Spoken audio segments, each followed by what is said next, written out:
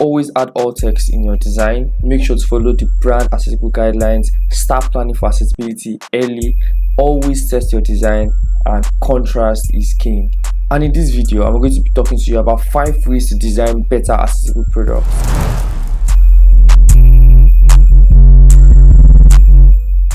Welcome guys, my name is David Egop. I'm a product designer, I'm an edtech designer. I talk about product design, figure how to do, and design how to do. Please kindly subscribe to the channel, please. Thank you so much.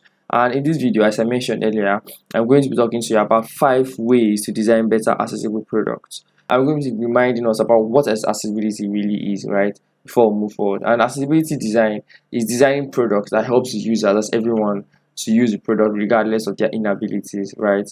And projecting more features that help their abilities rather than their inabilities to do things, rather than what they cannot do.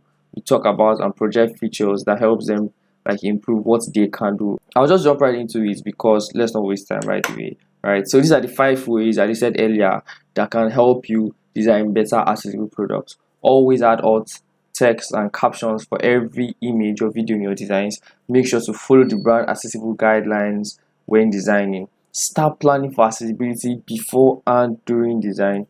Contrast is king, so for major navigation decisions, use different color contrasts. Always test your design with the accessibility tools. So for the first one, right, always add alt text caption for every image or video in your design. Now I'll give you a typical example. This is Twitter. So if you go on Twitter web and you're trying to post a picture, even if you're trying to post a picture on your phone, there's always an option to add a description. That is just to tell you that, okay, when you're trying to post this picture, right, add a description to this picture. This is the alt text, right? This is the alt text, and this covers for the alt text. Now this helps people who cannot see, right, if they are using a text reader, that can let them know that, okay, this is currently what this image is about. This is about this image. It improves accessibility in the product generally, right? Also for captions, YouTube captions, LinkedIn captions as well. You can use all those examples you can use to improve accessibility in your design. The next one is make sure to follow the brand accessible guidelines when designing. Now there is a brand accessible guidelines for designing, right? And this is the web content accessibility guidelines. Right, these accessibility guidelines are supposed to help every designer and every web developer out there to design better products, to make sure that we convey products that are for everybody, not trying to build different products. You're trying to build one product that everybody can use. That's one thing you should note, right? Google accessibility guidelines, Apple accessibility guidelines, Microsoft accessibility guidelines. These guidelines, the links to all these are in the description below, so you can always go there, check them out after this video. After the video, right? So now all these guidelines are there to help you design better, and they are there to help you, design better products. You can go to them, read them, and understand them. As a UX designer, as a UI designer, you should know all these things. Accessibility is very, very core feature you should always include. Right. The third one is start planning for accessibility before and during your design. And this is very important. It's very important you design from the beginning. You start thinking about accessibility from the beginning. By the time you figure out your users, right, then you start thinking about use cases that they could use a certain feature. I start thinking about, okay, what if a blind person wants to use the same feature in this use case? Now that could help you determine, okay, how would I do this, and how will I design this, and how will I do this, right? It's going to improve how you think. It's going to improve how you design. It's going to make you a more professional designer as you move on. Now these are ways, and these are just simple tricks that you could use and save your company lots of money. Save your company lawsuits. Yes, companies get sued if they design websites or products that are inaccessible. So start thinking early about accessibility. The fourth one is contrast is king. So for your major navigation decisions, different color contrast. Let me show you an example. Now for this first one over here, right? You can see here that this is go back, this is delete, this is with colors, right? And without colors, for someone who is colorblind, this is how they see this thing. This is the same contrast. They don't see this red and this, and for that means you can visually, if you squint your eyes a bit, you can visually tell that this is delete because it's red and bold and this is not, right?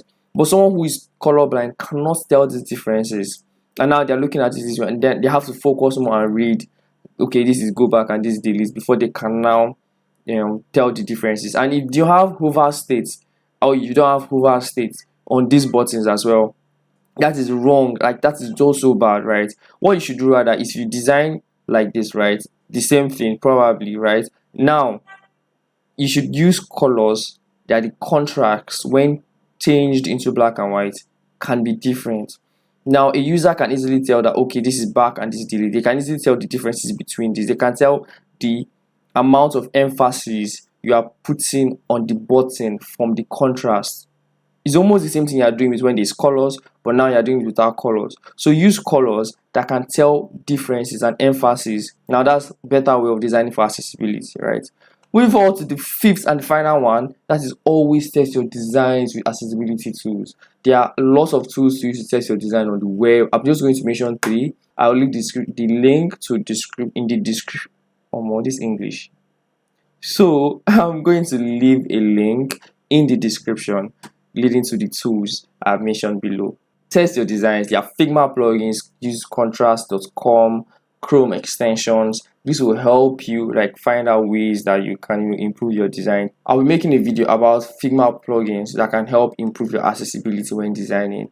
You can check the link in the description below and you'll be able to find that video. These 5 core things will help you design better accessible products and help improve yourself as a designer. And now there's a podcast with Google and Harding Graham where she talked about accessibility and how you can better design. The link in the description below. Accessibility guidelines and instructions, that's the instructions that guide. The link is also in the description below. I also that I advise that you read the 7 things every designer needs to know about accessibility. It's a blog post that you need to read. The link is in the description below. Please you should read that, right? Accessibility according to the Web Content Accessibility Guidelines. Please read it. Thank you very much for watching this video. I hope you have learned a thing or two about accessibility and how to design better accessible products. Don't forget to subscribe, like, and tell me in the comments below any examples of tools, right, or any issues of accessibility that you have noticed before, right? You can follow me on Twitter and LinkedIn. The handles are there on the screen, right? And thank you very much for sitting down to this video. You can check my other videos where I talked about accessibility and how you can better design. And then please always design accessible products. Thank you very much. Bye and have a nice day. See you next week.